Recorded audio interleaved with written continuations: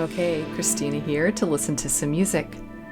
And today we have another installment of the full album listening of Boston by Boston. This is track number 6. Hitch a Ride. So I just listened to Smokin', track number 5, yesterday. I could hardly wait to get to this one today. I was so surprised by Smokin'.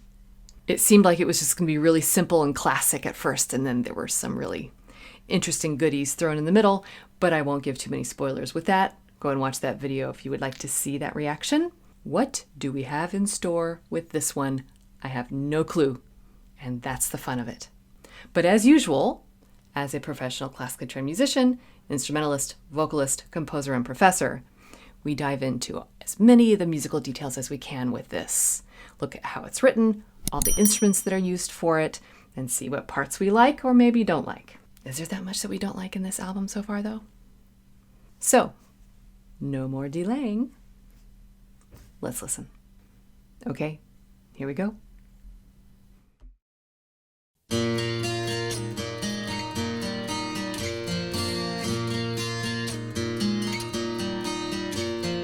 Day is night in New York City. Smoke like water runs inside.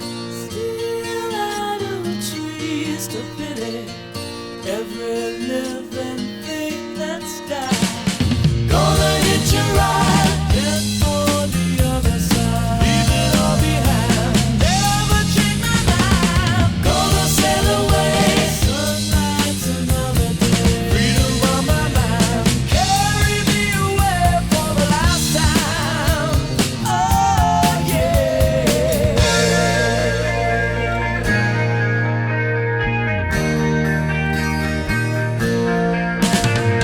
Life is like the coldest winter. People freeze the tears I cry. Words of hell our minds are into. I've got to crack this ice and fly.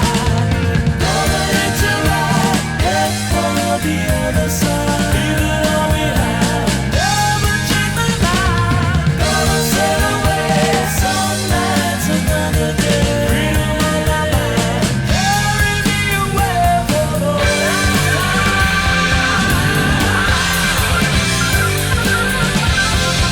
All right, no, I didn't stop in the middle of a solo. I didn't. Okay, well, maybe a few seconds into it. All right, but I'm going to back it up. Okay. Oh my goodness. Okay, they got me again. I should have known. The last few have just been like rock and roll jams. And so, of course, this one needed to be a little bit laid back. It's not completely like a ballad, though.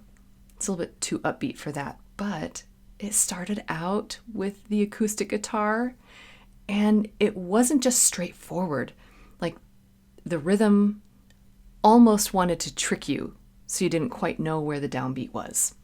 I don't know if that's intentional along with the meaning behind the song, or if it was just to keep things interesting in the opening. But even the singing was softer. It was beautiful. I haven't heard that tone from him yet. We've gotten close, but nothing like this. And then the recording, like the chorus, he was doubled over the top of himself in the harmonies, and it was so beautiful. I don't think I've said that word yet about this album. Just beautiful. The opening to the song was beautiful. It was delicate. Okay, but now we're kind of upping the energy a little bit here. Let's back it up a little bit and hear this. Whatever solo's coming up. Okay, sounded fun already.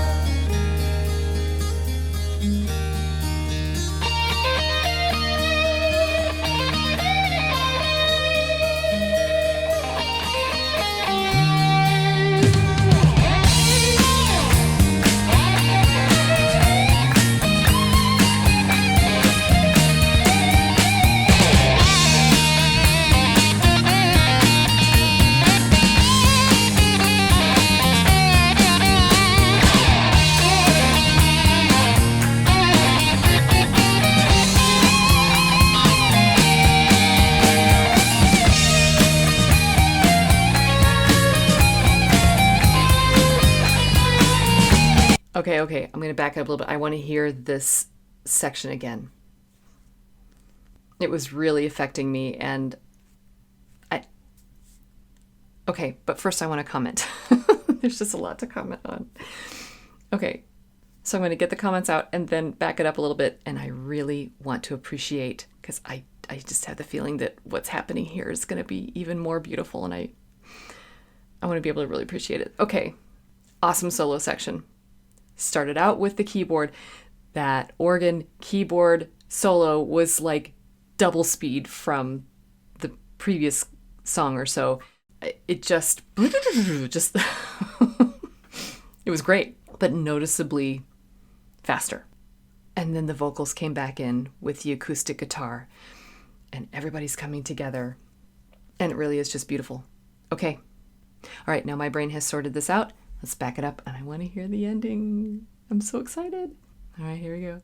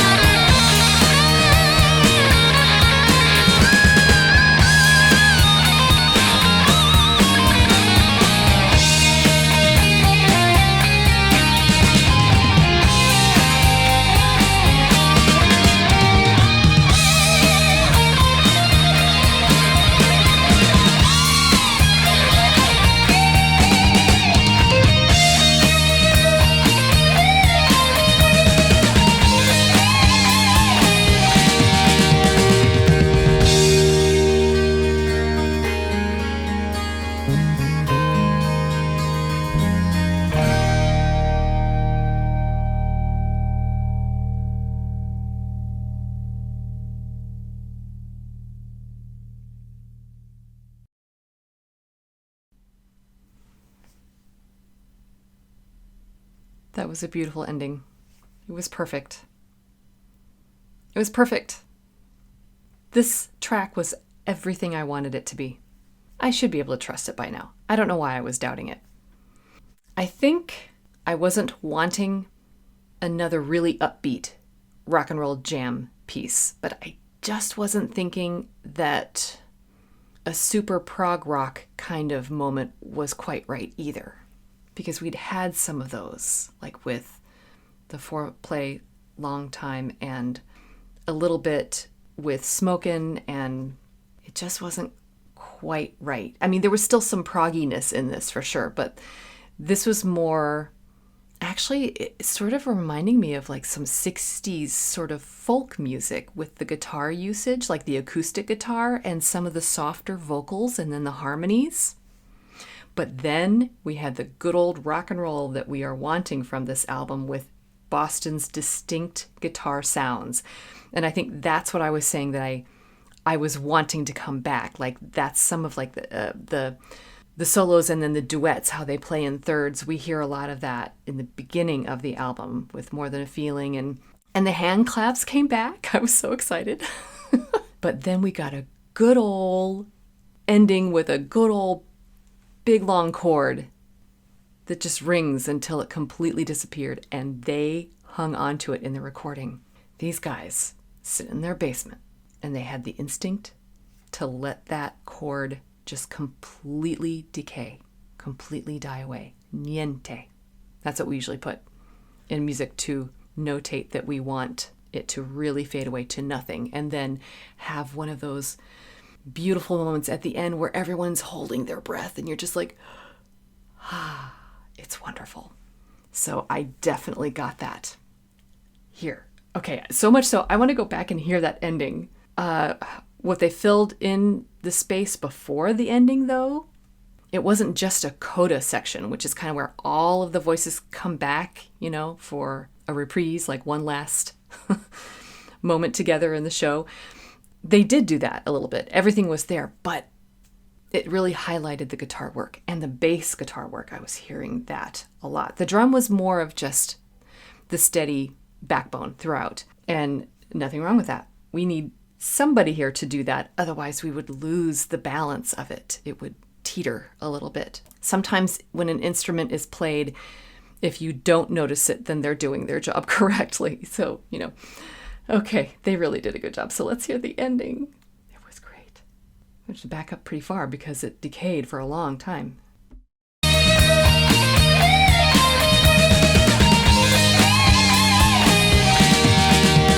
Love that duet. Okay, the acoustic guitar and the bass. Oh,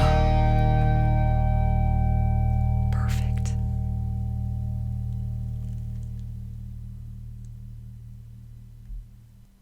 Nice. And we had this note. So it ended with the third on top. So in a key, to make a basic chord, you have to have 3 notes, and the bottom one is tonic, and then you have the third and the fifth, and so it's 1, 2, 3, 4, 5. So you have 1, 3, 5. And in this case, E flat. So if we have E flat, F, G, E flat, F, G, that's the third. So E flat is the key, and the third of that is G. It's just in alphabetical order.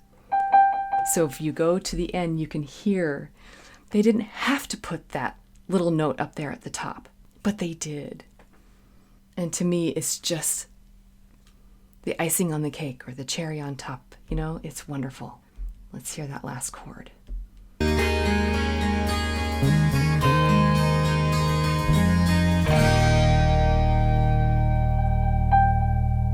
It's a little under that. My keyboard is tuned a little higher, but that's okay. Sometimes that happens. Oh, that was beautiful. Well, while we're at it, let's go back to the beginning. Hear how this journey started.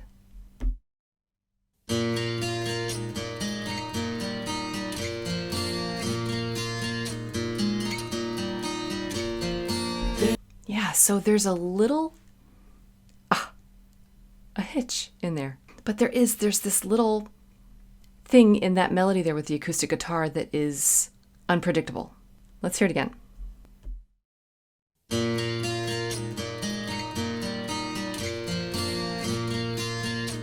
That. I love it. Love it. Love it. What a great little riff. It's so simple, but also it gets ya. It's basically that, and you would think it's going to go, but it changes up, and this might not be exactly identical to what happens, but it's something like this,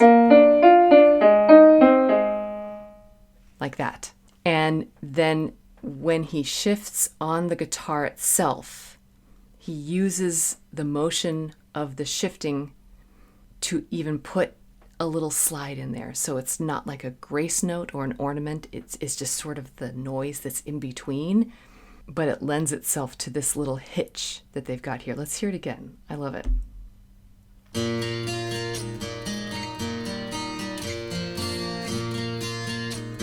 Yeah. Yeah, okay, now I can see it. So, yeah, what I was doing was not exactly like it, but you get the idea how your brain wants it to go one direction and then they flip it on you, and he uses that little shift in there to make it happen. So, simplistic, but also not. Okay. His voice, I want to hear this beautiful singing. There's night in New York City. And it's doubled. Smoke like water runs inside. Still out of trees to pity every living thing that's died. Gonna hitch a ride. That high note is my favorite note of his so far. And I know that's saying a lot because some of those notes go way up high. There's another one early on. Is it In More Than a Feeling? I think so. Where he goes way up there. But here, it was beautiful. I want to hear it again.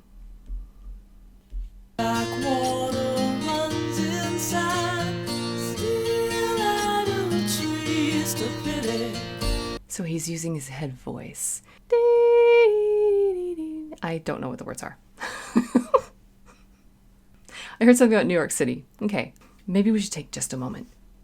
Okay. Day is night in New York City. Smoke like water runs inside. Steel. Oh, you're saying steel. Steel. Oh, that's beautiful. Steel idle trees to pity. Oh, so we're hitching a ride to get out of the city. Okay, gonna hitch a ride. Head for the other side. Leave it all behind. Oh yeah, gonna sail away. I heard that. Sun lights another day. This is really poetic. I really like this. And the phrases are all so short, but I didn't catch on to that. I think it was so lyrical and he was singing it so beautifully that it seemed like the phrases were longer. Okay, life is like the coldest winter. Wow, people freeze, the tears I cry. There, I've got to crack this ice and fly. Okay. Oh, freedom of my mind. Wow. Well, yay, Boston. This is almost like a ballad. It's beautiful. Okay, but then it does have a bit of rock and roll in it, doesn't it? Let's hear how we get into some of that.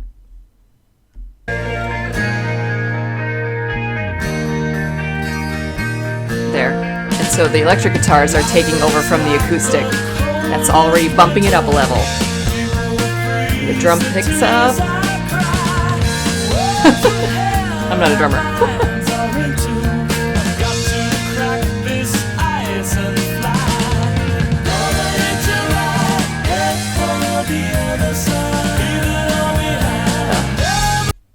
Don't you just feel at home when you hear that chorus right there? Just like you drove into your old neighborhood. It just feels comfortable. I love how they utilize that in their music. It's one of my favorite fingerprints of theirs. The vocal choruses. Okay, we'll keep going.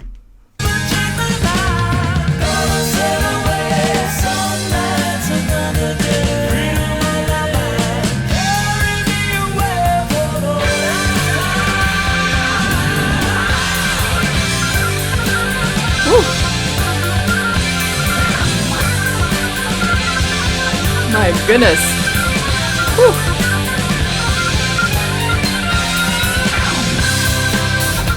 Loved that little beep at the end. Excellent sound effect. Yeah. Talk about smoking.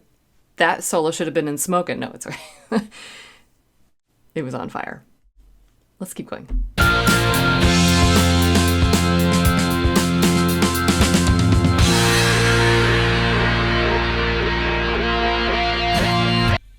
That's an interesting transition. Okay, I want to hear it again.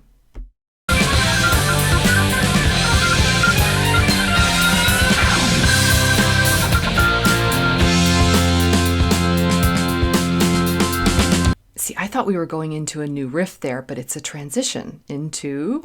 It's their spacey sound. And the acoustic is back. And there's our beloved guitar solo. Oh, duet. And the vocal chorus. The layering in this is so good. As in where they choose to bring things back in. It's just unpredictable enough to be fun, but it's still comfortable. Oh, this is so good. And there's just a feeling about it. You just want to go, ah. So they're talking about having to leave the city. But I think they're kind of focusing on the happiness of once they've left. So instead of dwelling on why you're leaving, leave it all behind, And they're just happy to move forward. All right, let's hear some more of the guitar work here. It was awesome.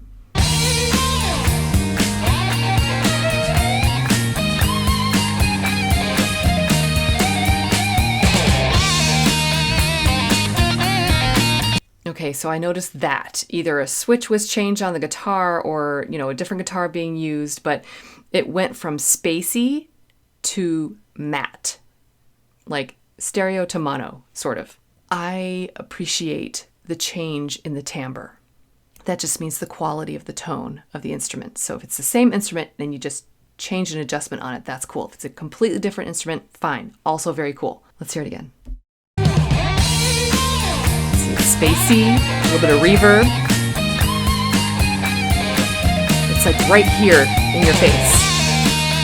And now it's like this. Like a little muted.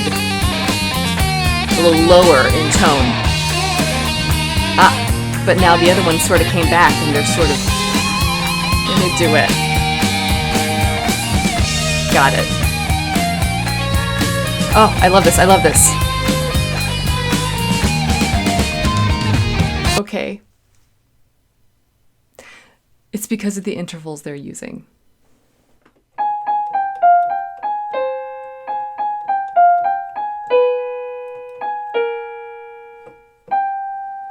So it's a sixth. And that just means from one note to the other, they're 6 notes away. 1, 2, 3, 4, 5, 6. There's just something sentimental about the use of sixths in music. And I have not heard them use that until now. And when it came in here, it melted my heart. They are just so relieved to be moving forward and leaving things behind. All right, I want to hear that one more time. I love it so much.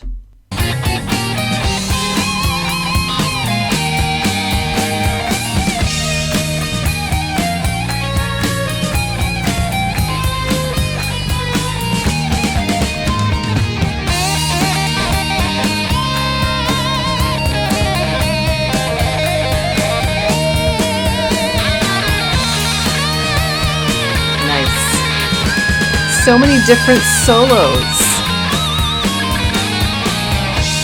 There's another one. And they turned it into a duet there. Woo!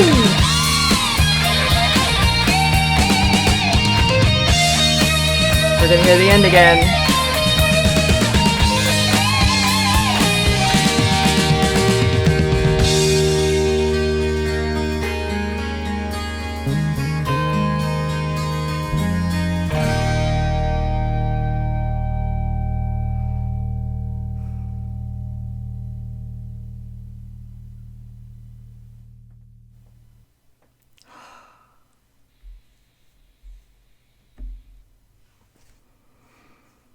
Okay. Well, yeah, beautiful. Okay. That was Hitch a Ride by Boston. I still can't say what track on this album is going to be my favorite. That wouldn't be fair. We still have 2 left. But this one is a serious contender. I love it. It might have 2 of my favorite moments on the album so far. That high note when he sings the word steel. And then the use of the sixths there. And they could have brought it back. I kind of wanted them to, but then I was like, no. Too much of a good thing. It needs to exist on its own. And because of that, I crave it even more. I want to hear it again. So I say in my intros, why do we like some of this music? Well, in this song, this is why. At least for me. Just the specialness of this piece and, that little high note and his head voice, he was singing so delicately. And then those intervals towards the end. I absolutely just want to go right to this track and listen to it again and again and again and again. And I will certainly be doing that. I almost feel like this one was more mature. I wonder when it was written in the lineup. It could have been one of the first, because sometimes composers, as with any artist, we will kind of build up the ideas in our heads and sort it all out up there, and then we sit down and it just comes spilling out. This one is so good that I feel like maybe that's what happened. That it was built from all of that perfection floating around in someone's mind. But on the other hand, Maybe they got to try certain different details, those little fingerprints that they like to use in several other songs. And so then this was sort of the culmination at the end of the writing for this album. So it was so good because they had so much to choose from that was kind of already established. So I'd be curious to know when this one was composed compared to the rest of the album. Okay, so this was track number 6. I will soon see you all with track number 7. I don't even remember the name of it. But that's cool. We'll get there. And as always, just remember that you don't have to be perfect. Just be okay. And keep listening.